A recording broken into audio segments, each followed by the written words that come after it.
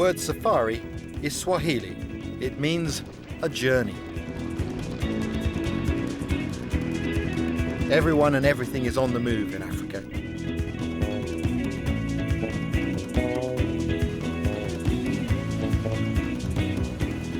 I'm on the move too. I'm heading into some of the remotest and most beautiful areas of Tanzania. The reason I've come here is that in many ways this is the birthplace of bushcraft, and surprisingly it's still very much in evidence here today. The art of bushcraft is about being out of doors, relying only on our knowledge and understanding of the natural world around us. So here in Tanzania I can not only survive but really enjoy my natural surroundings.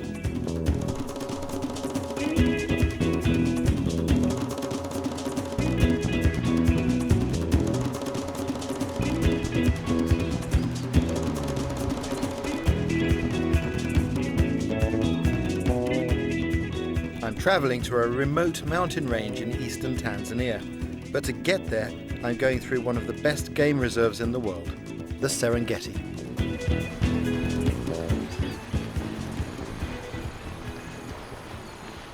It's absolutely brilliant to be back in Tanzania.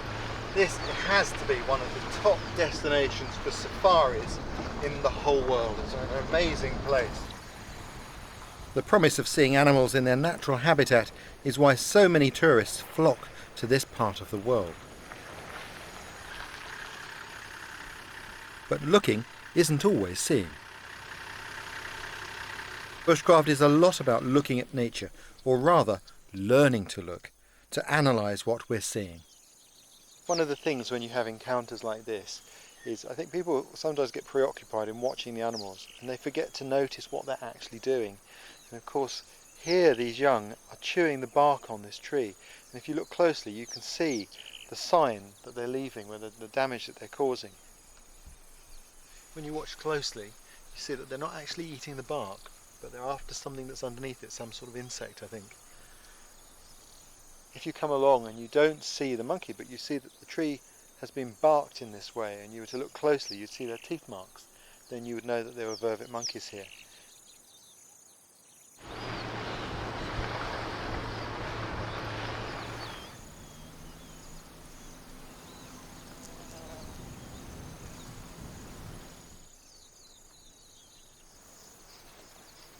Fantastic to watch the lions like this.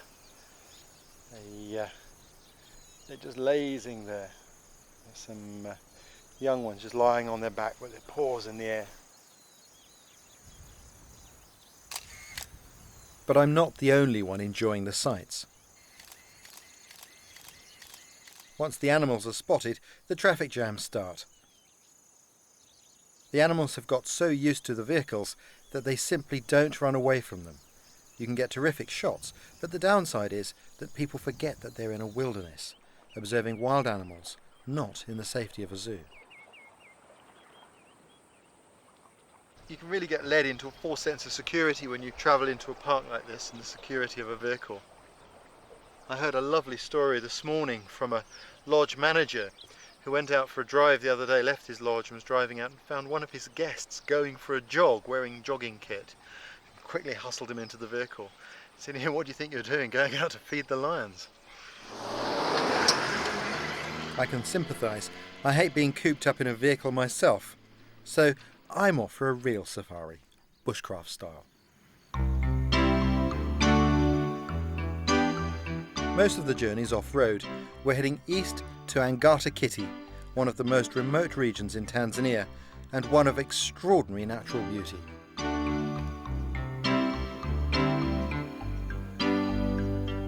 For the film crew, travelling light is impossible. The paraphernalia of filming means that they have to have a fixed camp. It's not quite my idea of being in the bush. I'm not a great one for crowds. I like to have some privacy. And without asking, the guys here have kind of picked up on that. And so they put my tent the furthest away, which I'm really happy about.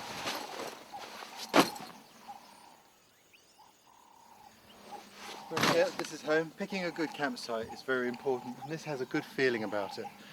But this wouldn't be an ideal place to sleep out under a tarp, I don't think. There's plenty of sign that hyenas are around, and they have a reputation for biting people's faces off in the dark. And a couple of cheetah have been seen in the area. But what a beautiful place to camp, fantastic. Nice tree there, maybe we'll put a fire under here.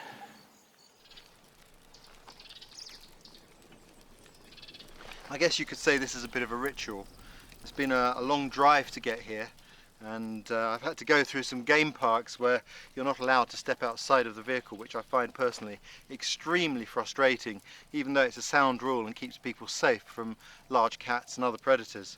But it's great to actually arrive in a place where I can walk around. I can look at the tracks on the ground and start to feel comfortable again.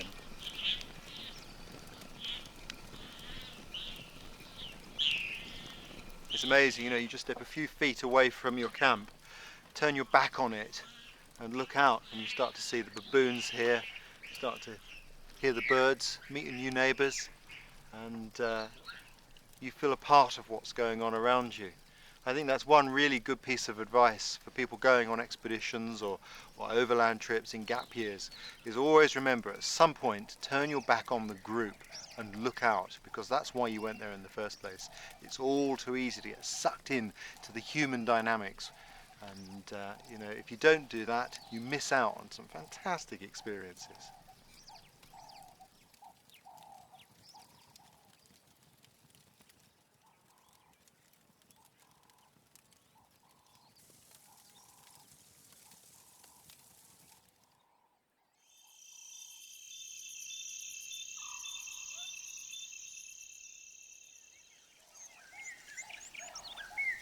First light, and I was looking forward to a very special meeting. Our campsite was in the heart of Maasai country, these rolling hills providing lush and plentiful pasture for their cattle. The Maasai are the largest tribe in Tanzania and live as farmers totally dependent on the land and their animals, without any of the trappings of our way of life. I was planning a trek through their terrain, and my guide was Mateli. He is a Maasai warrior, responsible not only for the herds, but the safety of his entire village. He has an intimate knowledge of this landscape, and had promised to take me far from the tourist tracks. We were camping out for a couple of days, so Mateli prepared his supplies for the trip. Goat meat and fat boiled up together for storage.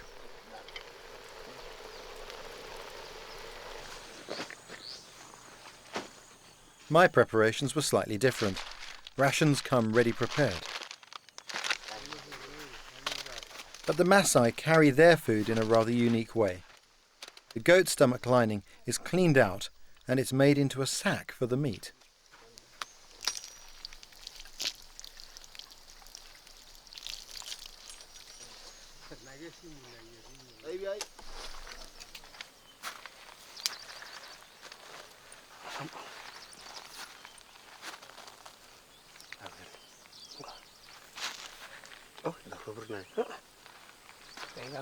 Wooden pegs are their version of a ziplock.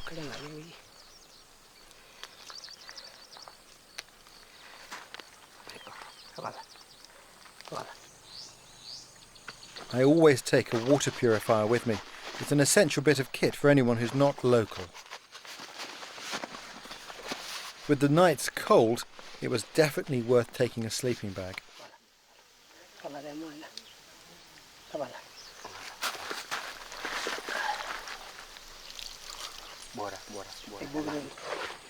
In no time, I was packed and ready for the off.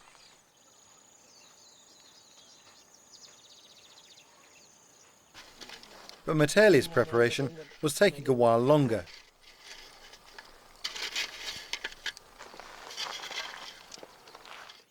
So meanwhile, I met up with our ranger. It's big game country, and he was going to be with us for protection. There's an abundance of natural resources here. One of the most interesting is the wild sisal. This plant here is a common feature in this terrain. The Maasai name for it's alderpai, and that's where we get the name for the gorge, Olduvai Gorge, because a lot of this grows within the gorge. It's got another nice name too, mother-in-law's tongue, and you can see why. It's got a point and it's rubbery. But this is wild sisal, and amongst the native peoples of Africa this has been used for making snares and for making bowstrings. Some people call it the bowstring hemp, and it's quite interesting how you get the fibres from it.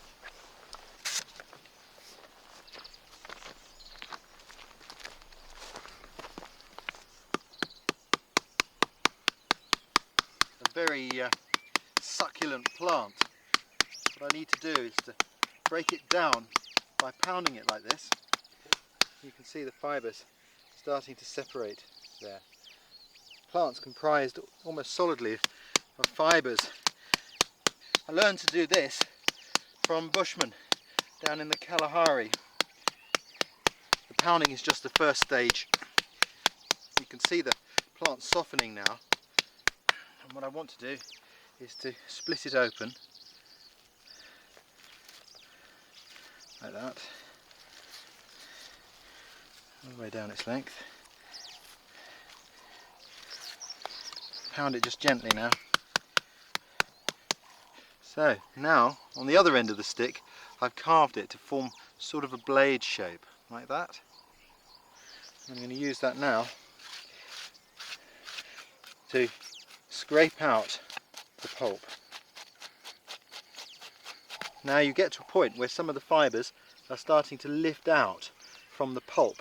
What we do is we comb those out like that.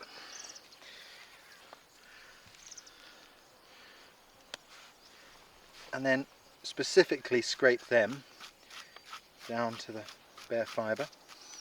You can hang those on a bush to dry. There we go, there's the raw material. Nice long fibres for which we can make very strong string.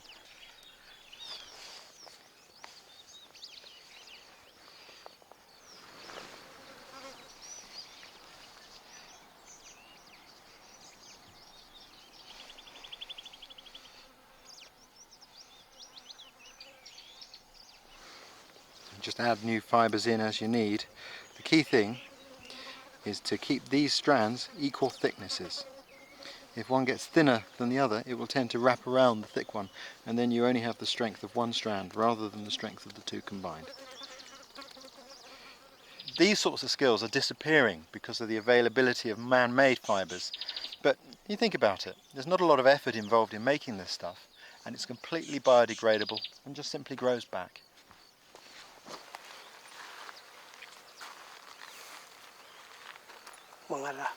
Mateli has his own string for the pouch. It's a simple strip of bark.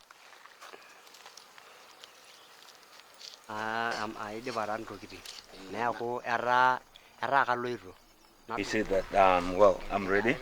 I have, I'm going on a journey, and I have the sword, a spear, and a stick with his food when he's going a long distance traveling.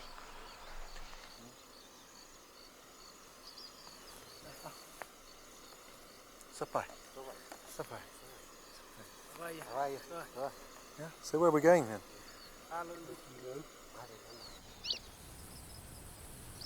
With Mateli ready at last, we were off across the vast open plains. This is what safari is all about. The experience of being on foot has always inspired me. It's so different from being in a vehicle.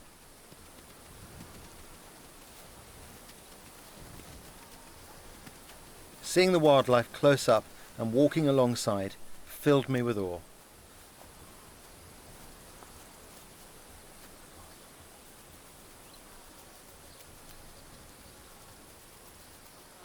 Africa is a land of huge horizons, and it's only on foot that you get the most honest perspective.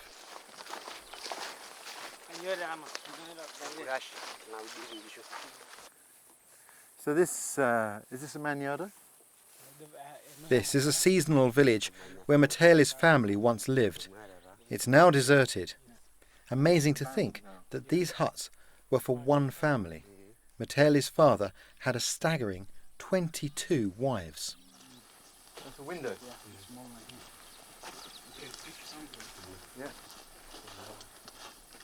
This is the Maasai window, tiny little window, but it gives them a chance to look outside. And they like the insides of the houses to be dark because it keeps the flies from coming in.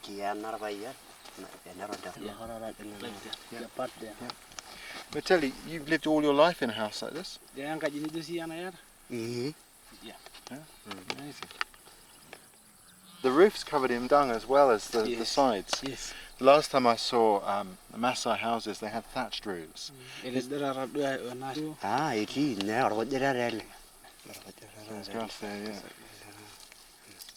They use whatever is available from the countryside around.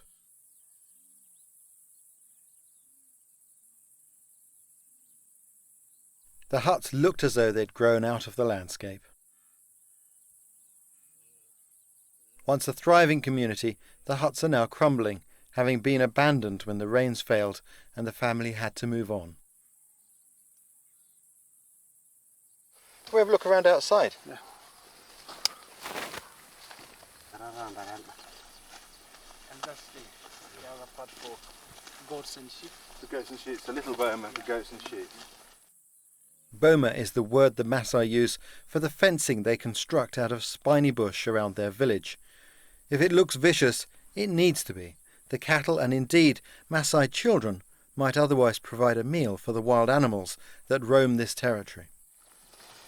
Miteli, if there were 22 wives, how many children were there? Yeah, they counted his children. There were 68. 68 children? Yes. Were they all his own? Yes. Yes, they were all his own. Yeah. And did the wives get on? Yeah. Yeah, and they are okay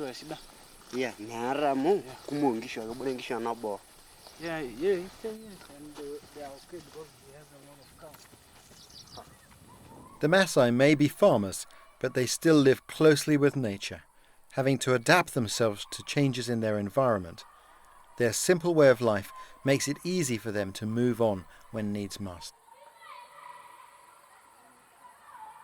Sites like this are common in a continent where people live more closely with their surroundings.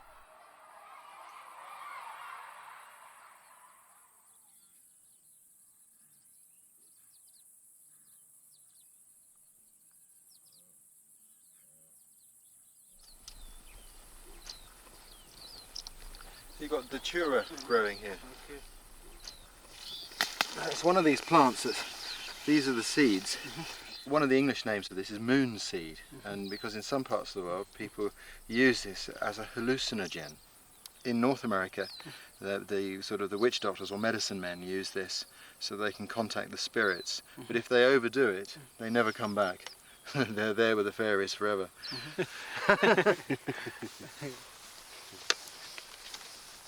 We had to start looking for a campsite in good time as night falls quickly in this part of the world. We'd be camping Maasai style, no pitching tents, just the vegetation around us for protection.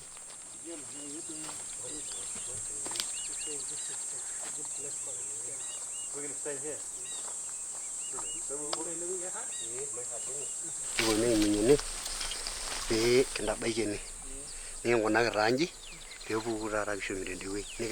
They said this is a good place, a spot for the camp, and because there's a last there was an old fire here with the 3 stones. Fire here, so we just make around here. So we're going to put a boma up around here for protection. We make our boma here, and we make a door through here. Okay. Then we make our place to sleep here. Okay, I'll get the fire going. An old weaver bird's nest makes ideal natural tinder.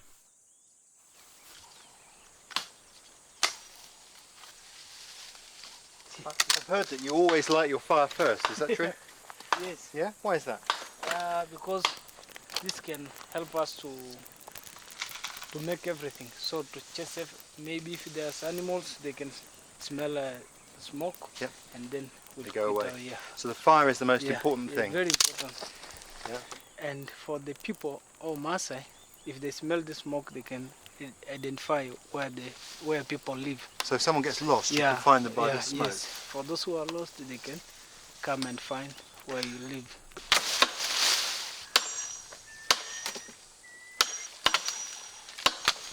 These African woods are like iron. I don't bring a really fine cutting tool here because they damage the edge.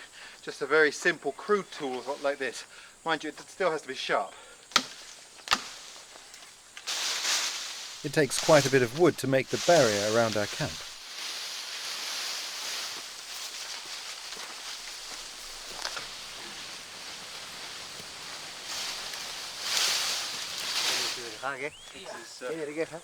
This is one place I don't load my arms up with firewood because this is exactly the place you find a scorpion. One bit at a time. Scorpion Yep. and the snake. Okay.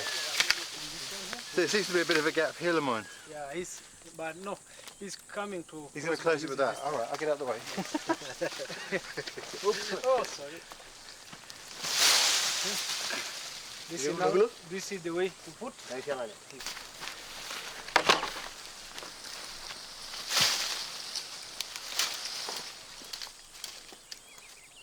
Mateli was using the same technique as in the old village, with thorny bushes to protect us against the wild animals. These thorn bushes take you a little bit by surprise when they fall down.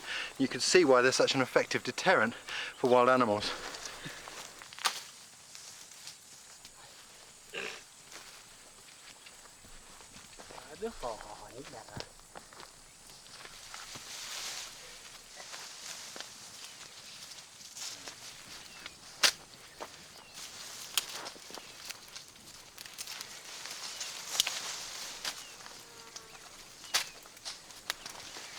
Slip on the. Well, I'll put loads down. I'm quite big. I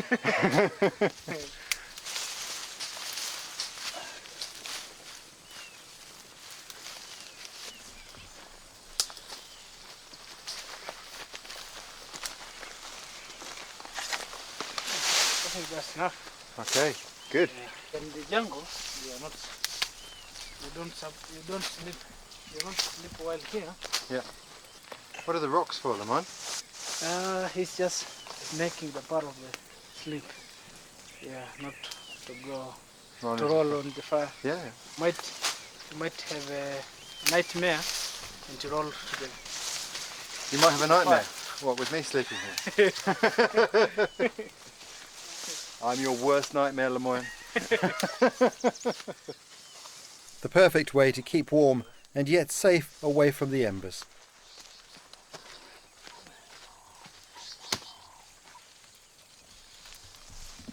Ray, this is a place for firewood. Yeah. You get any firewood, you bring here. It's always interesting to see how different cultures go about organising their camp, and this was the first time I'd seen how the Maasai sleep safely in the bush away from the village. This looks really comfortable. I mean, this is the sleeping area, and this is the posture springing, if you like, and also keep you out of the dirt. Brilliant, very, very comfortable, cosy. Yeah.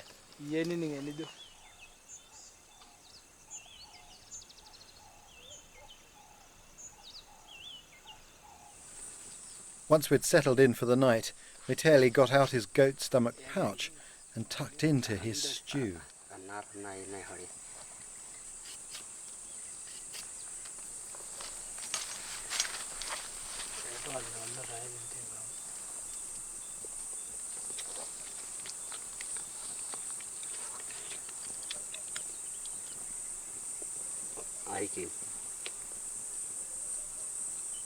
Yeah.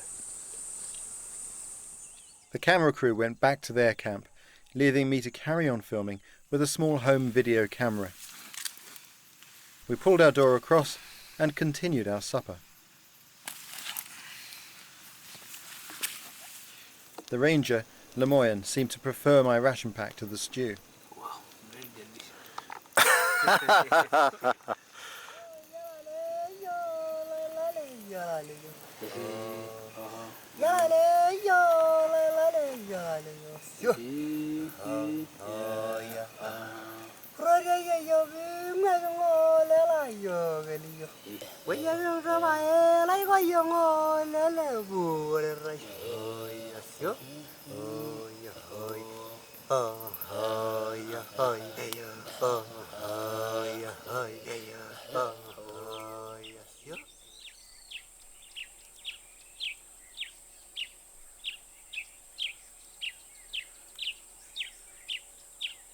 It was great to spend the night out and share stories around the campfire, talking of cattle, wives, and well, you should have been there.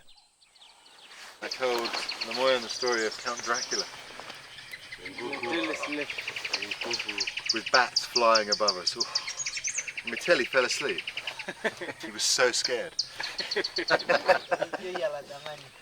Tell you, when I set off yesterday, I felt, oh my God, I've got the biggest rucksack again. We got here, right? We're set up. Camera crew have gone. Mitelli here turns to us and says, I haven't got enough blankets with me. In the middle of the night there is.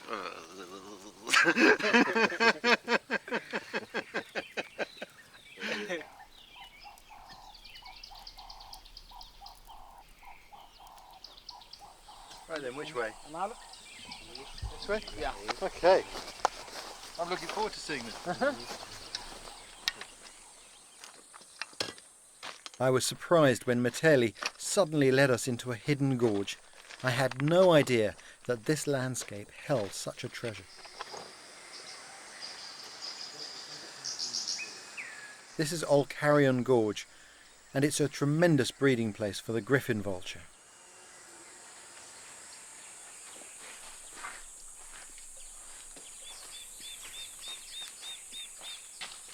This is an incredibly interesting plant. It's one of the most poisonous plants on the planet. It's from the seed of this plant, the castor bean plant, that the poison ricin is produced. And that poison is so effective that it was used by Soviet Secret Service to carry out assassinations. And in recent years, of course, terrorists have taken an interest in the plant.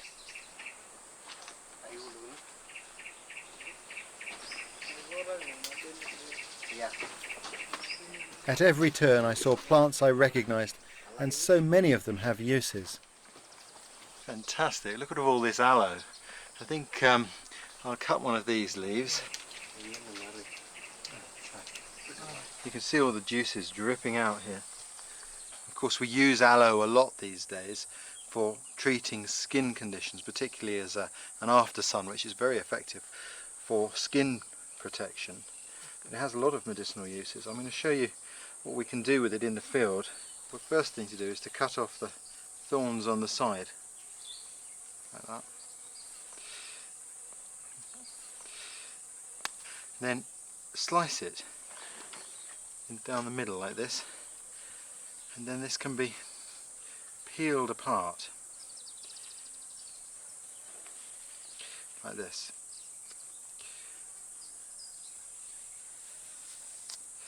And this can be used as a medicine on skin. It doesn't have all the properties of the preparations that we carry with us, but that is a field expedient use of the plant. Very, very soothing. Mind you have to make sure you get the right plant. There are other plants that look like aloe, and if you did this would burn your skin, so it's important that you know the right plant. Mitelli, do you use this as a medicine? Yeah, it's a medicine. They use sometimes to drink, for diarrhea, to clean your stomach, and for the wounds, and sometimes to drip for the cow's eyes.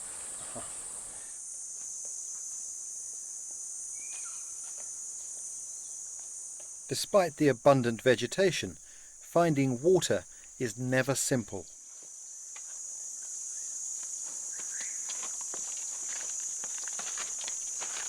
Then Mitelli revealed a secret weapon.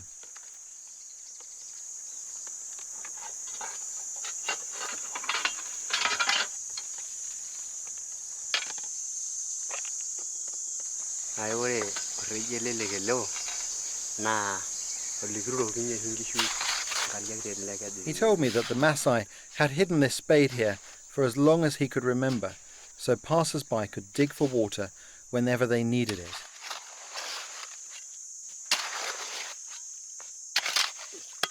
And sure enough, he knew exactly where to look.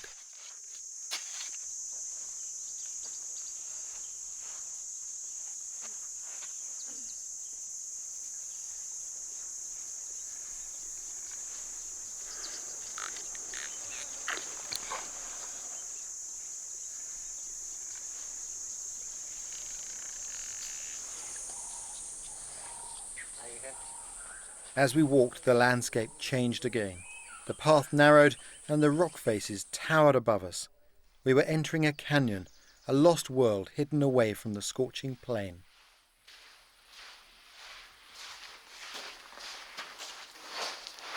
In arid landscapes, canyons like this offer immense protection for anyone who's lost.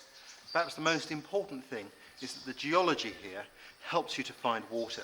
Firstly, because when there's a change in the stratas, you often find water coming to the surface, but also these tight canyons help to shade the water from the sun, which means it doesn't evaporate.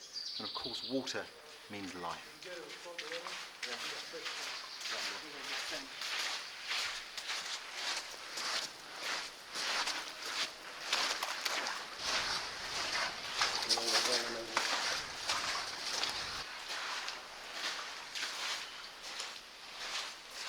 This is the track of a lion cub. It seems that everybody enjoys this gorge, that it's cool, there's nice water here. But naturally there's one question on my mind. If that's the cub, where's the mum?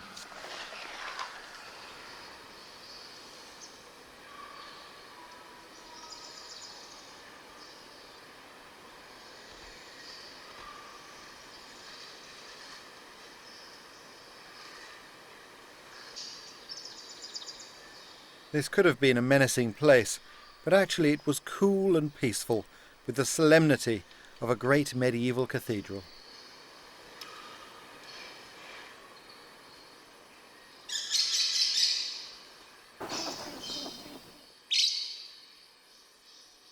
For me, it had a powerful atmosphere. I wondered what Mateli thought.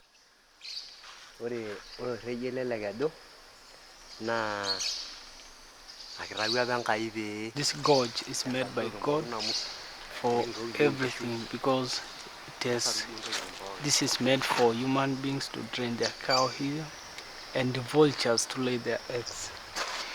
And when he brings cow, he gets a fresh water and cold, and cows will not be attacked by predators.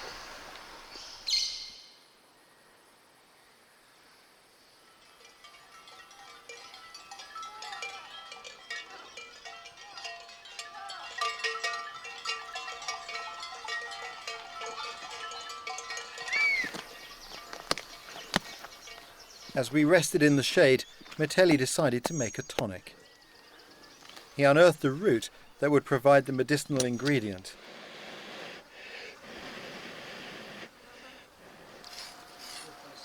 It was clear to see just how comfortable the Maasai are in the bush. Once we all lived in a similar way, but today most of us have lost this intimacy with our surroundings.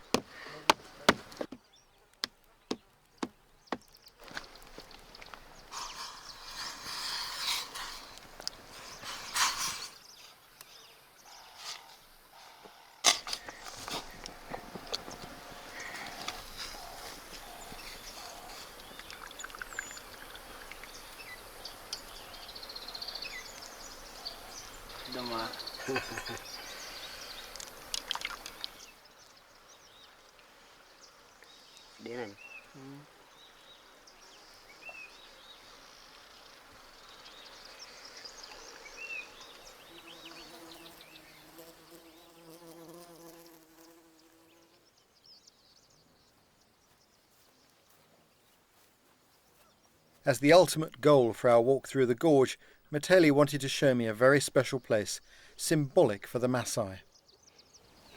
Is that Malenga? Yeah, that's Lengai. What was the story about that? The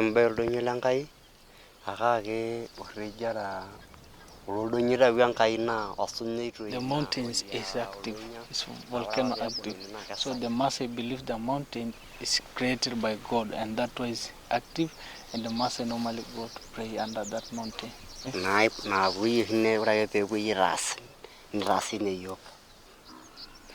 Yeah, there's a story, because they believe if women go there under that mountain, for those who did not get babies, they get babies. And that's why the name started from there. What does the mountain mean? The mountain means, the Oldonyelengai means the mountain of God. The mountain of God. Yeah. It was a fitting place to end our safari, though I've always felt that the journey is more important than the destination. Thank you very much. Ashinale. I was sad to be leaving. So long. What a nice man. As I watched Miteli walk away, I thought about his world, a natural world in which he is king. He seemed in harmony with this world, which is in complete contrast to the white hunters who came on safari with their rifles in search of trophies.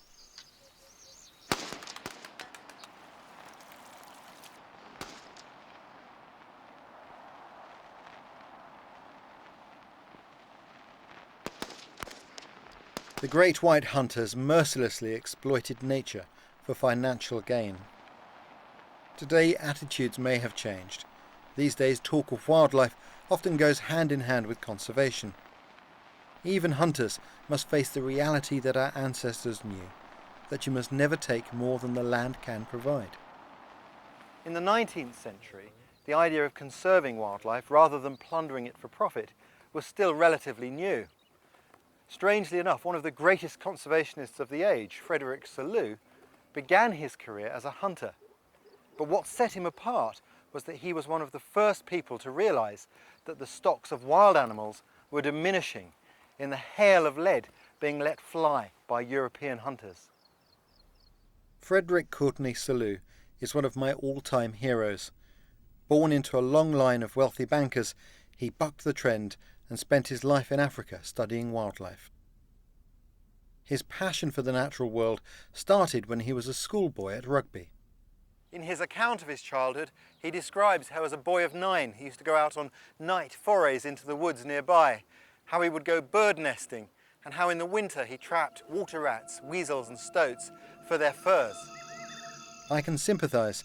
I've always had a passion for the natural world, and as a boy spent my nights alongside animals such as badgers, foxes and stoats.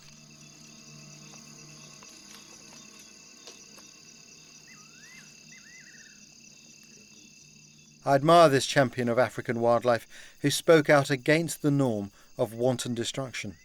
His fame even attracted the attention of the President of the United States, Theodore Roosevelt, who, having read Selous' memoirs, African Nature Notes and Reminiscences, became hooked himself on his own version of conservation. He and Selous started a long and impassioned correspondence in which they discussed detailed observations they were making about nature and animal behaviour. Selous' keen eye for nature is reflected in the highly detailed drawings he made of the animals he hunted. He also organised what may have been the biggest safari of all time, Roosevelt's legendary safari with its astonishing retinue, almost 300 strong. Animals were killed in droves, but always in the name of education. It's difficult for us to understand how killing and conservation could go together, but we must judge them by their day, and these were the earliest days of conservation.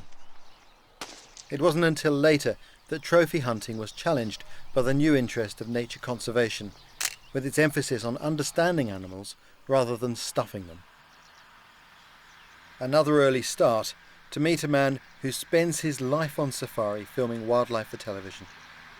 His understanding of animal behaviour and his ability to capture it on film comes from a life spent in the bush. Good morning. Hello. Warren, I presume. That's correct. Very nice to meet you. Hi there, Rick. Isn't that a beautiful morning? Oh, it's stunning, isn't it? Fantastic. Yeah. Amazing light. Yeah. Have you seen anything yet? No, not yet. We're just looking up for cheetahs at the moment. Warren Samuels has been a cameraman working here for 20 years, making his living filming wildlife. It's this precise and painstaking study which I call Bushcraft, the fine-tuning of his sensibilities to his natural environment. Amber was one of the cheetahs he filmed for the BBC One series Big Cat Diary, in which everyday adventures of big cats were relayed back to the British audience from the Maasai Mara Game Reserve. His months of waiting paid off, and he caught scenes which we take for granted when we see them on our TV screens, but which take years of careful study and waiting.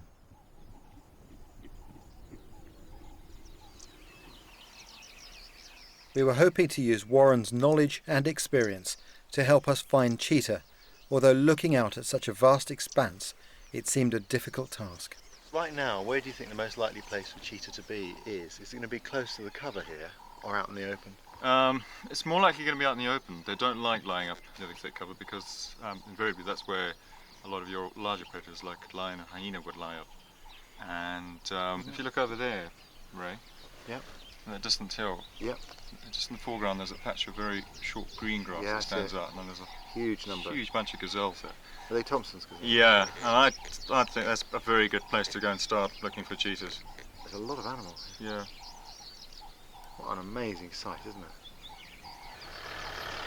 I don't know how you feel, but when I look out on something like this, in a morning like this, I feel incredibly privileged.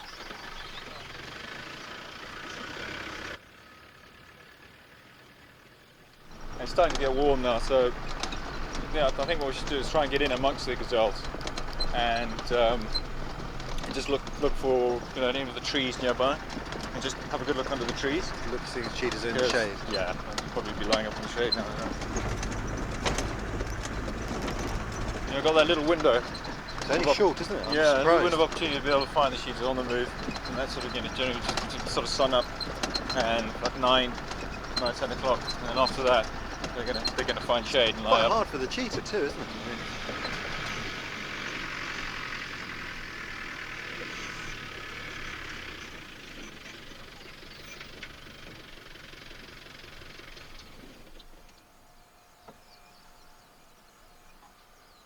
More water over there. That's where those wildebeest have been heading.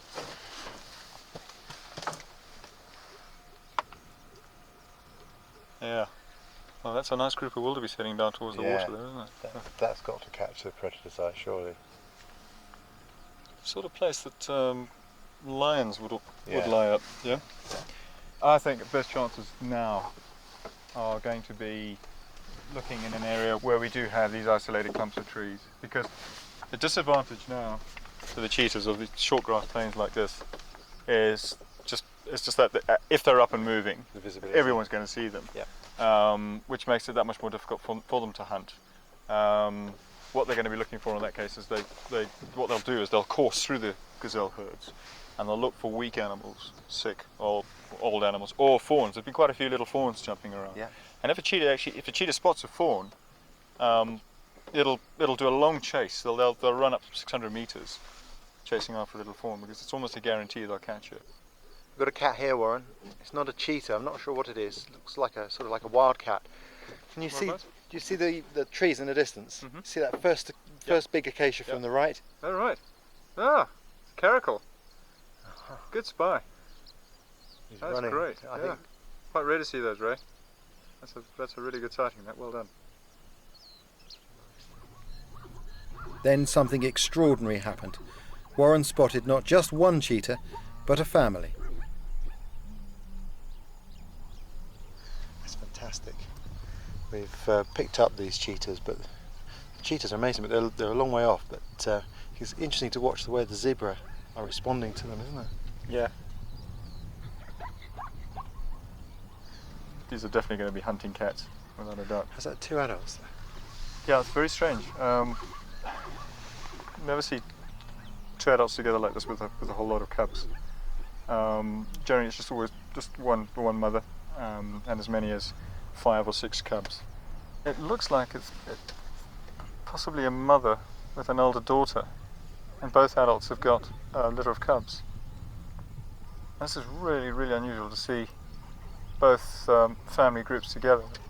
Because one of the adults was broken away. It's running. Oh! Animal's running up front. It's chasing. It's running at the gazelles. It's picked up a fawn. It must have seen a fawn. Just follow the lead animal. Quick, have a look. Speed! Follow the lead animal. Amazing. Following the lead animal. Watch it. Watch it. It's probably seen a fawn. It's going in. That's it. Can you see it? Yeah, I see Keep it. your eye on it, because I'm sure it's going to hit. It's grabbed. It's grabbed. It's grabbed. It's killed. Just caught a big male Tommy over there. That dusty area. Yeah. That is incredible. The speed at which they made that kill. I couldn't believe it. I couldn't see the lead animal. It just, went straight out of my vision. Yeah. It all happened so quickly, we missed the moment when the cheetah actually grabbed the Thompson's gazelle. It was an awe-inspiring moment, and one we'd never have seen without Warren's experience. Have you seen how big the gazelle is? It's quite big. It's got antlers. Is it an adult? Is it? It's an adult.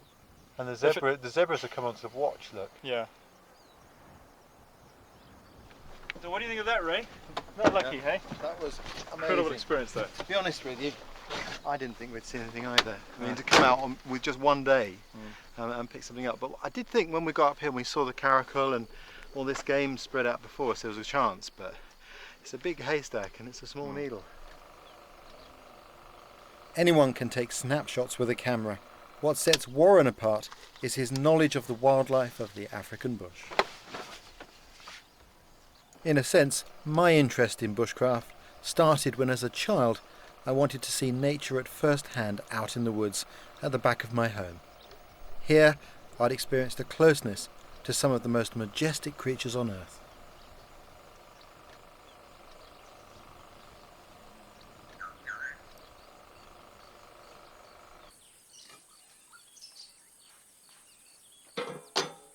Back at camp, I'd been volunteered as assistant to Ali Mumba, our rather unorthodox camp cook. Oh, I don't know about that. Ali, I may be able to learn about the bread, but I think we've got to have a chat about firelight. Very slowly. Okay. Oh, yeah, very okay. Can go then. Yeah, let's take it over there. We're going to prepare the Yeah, okay. fire. Okay. So you've got the charcoal. Yes. Spread out the embers. Yes. Okay. Yep. Here Bread? one bread and one. Okay, I'll bring Okay. one over. Slowly. Slowly. Yes. Slowly. Pole, Pole, yes. pole. Pole. Sour, sour. Okay. Yeah. Can dance down. Siffer on top. Yes. Slowly. Pole. Poly. Sour, sour. Top. This on top. Yep. Okay.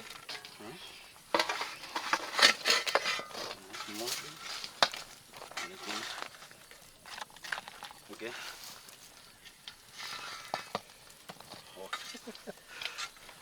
I'm back 20 minutes again.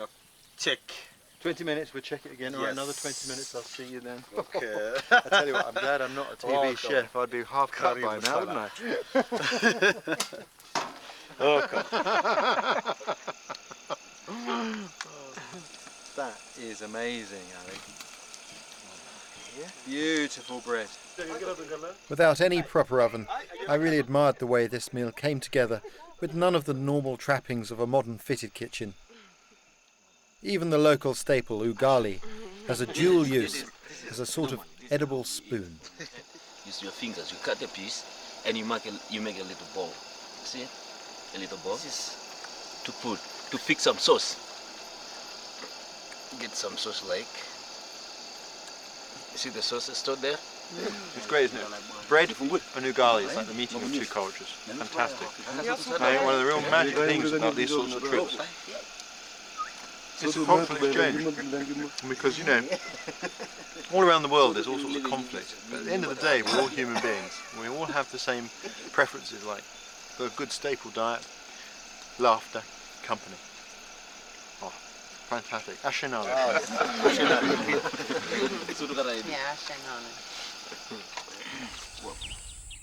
I'd seen a privileged aspect of life here. Mitali had shared age-old Maasai traditions with me, and Warren had introduced us to some of the most unspoilt scenes of wildlife on Earth. But this fragile world is under constant threat. Just over the border, the Kenyan Wildlife Service leads the field in protecting it for future generations. They may be a sophisticated military force, but at the heart of their operation is one of the oldest of all bushcraft skills, tracking. To see what the KWS tracking team can do, they've asked me to set them a trail, and so that's exactly what I've done. I've sent our assistant director off with one of their members. He's there to protect her in case of wild animals, lots of lions around here. And I've set a fairly difficult trail. There's no purpose to this trail, like real poachers would have. They're going somewhere because they've got something they want to do. That enables you to get into their mind and predict where they're going to be and what their next move will be. We don't have that here. That makes the tracking more difficult. And also the terrain that we've chosen is quite challenging. We've got lots of vegetation here and there's hard rock as well. So it's really going to test their mettle. Ray's told me to take a large turn. More than 45 degrees. Right, we've got about 2 minutes to go to ground, so we're gonna have to go to ground now. Okay, behind this termite man maybe? Oh, in these bushes. In these bushes.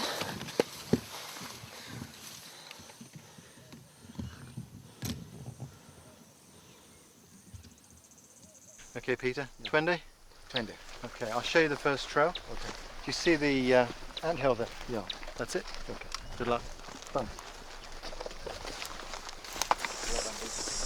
This type of bush runs undisturbed for hundreds of miles, and picking up a trail's difficult, so I'd given them the first sign to get them started. You can see they've clearly got the direction of the trail. They're moving confidently straight down here. You can see the speed with which they're moving says that they're hot on it.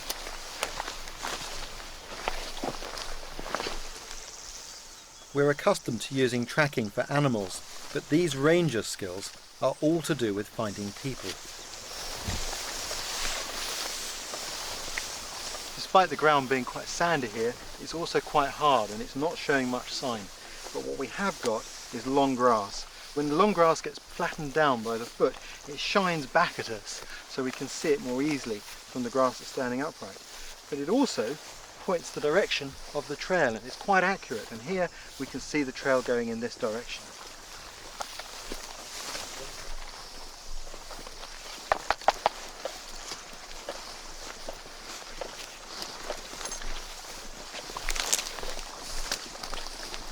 Things have slowed down a bit because the trailers could have gone either to the left or to the right of these bushes. They're not certain which. So that what they're doing is they're casting ahead. They've sent some men to the left, some to the right to look for the sign. What will happen is one of these teams will pick that sign up. When that happens, you'll see it all speed up again.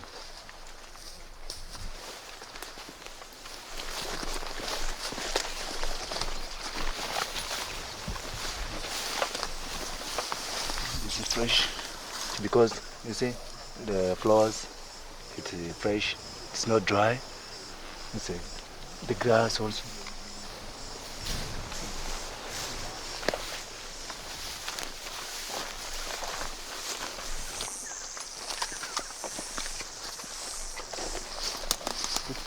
At first glance it's difficult to make anything out here, but in fact there's a print here which has caused the ground to crack, but it's most notable in the way sand has been deposited on this vegetation here. They call this transfer sign, and the way the vegetation itself has been broken and bruised, and you can see it's still moist. That means this trail is fresh, because on a day like today when it's very hot, that's going to dry in just a matter of minutes.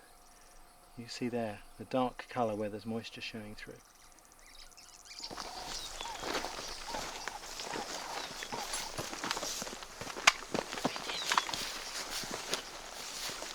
Again, at first glance you may not see anything, but there's lots of sign here.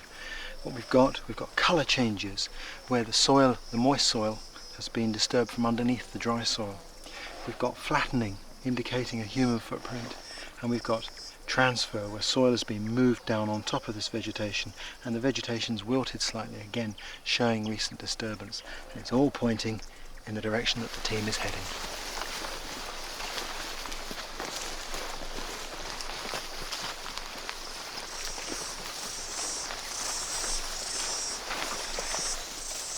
Linking up with the last piece of sign is this rock which has been disturbed from its original position. Judging by how dark the soil is there, we know that this is fresh, because if it was old, this would have evaporated, the moisture that was trapped there, and it would be light coloured. So this is in the same time bracket as the last bit of sign, which links the two together.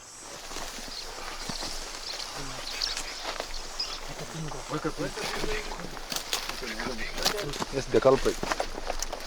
The culprit. Oh, no, not that.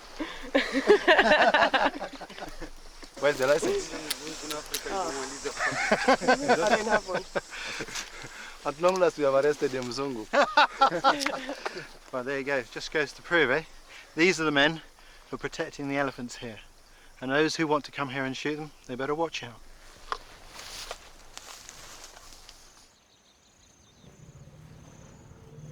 Before the Kenyan Wildlife Service started in 1989, Kenya had lost an estimated 85% of its elephant population poached for their ivory, and extinction was a real possibility. Now the 1,000-strong force of rangers roam the bush on patrol, tracking down the poachers. The ivory trade has all but died out, and the elephant numbers are again growing.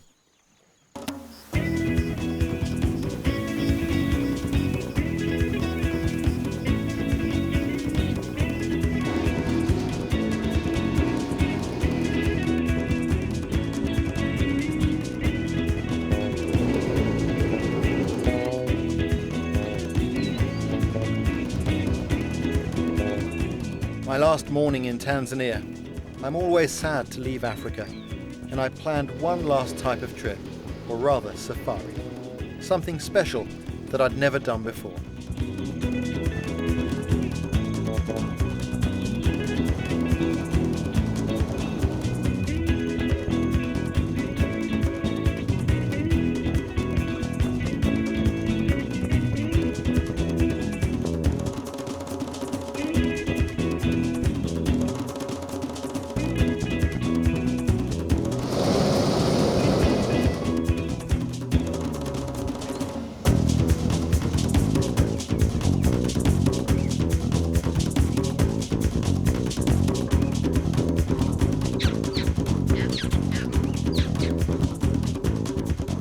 Fantastic way to see Africa. I love coming to this continent. There's an energy here that's difficult to describe, but it reaches right inside you and touches your spirit deep in.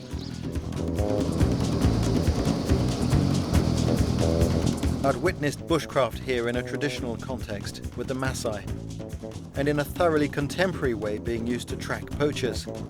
Using the ancient hunting skills of bushcraft for the purposes of conservation really brought home to me the way bushcraft has so much relevance to some of the best things in our world today. We're very lucky to have places like this to come and observe and learn about nature. But you know, that job isn't over. Places like this only exist because we're still trying to hang on to them and protect them. In many ways, the job of conservation has only just begun.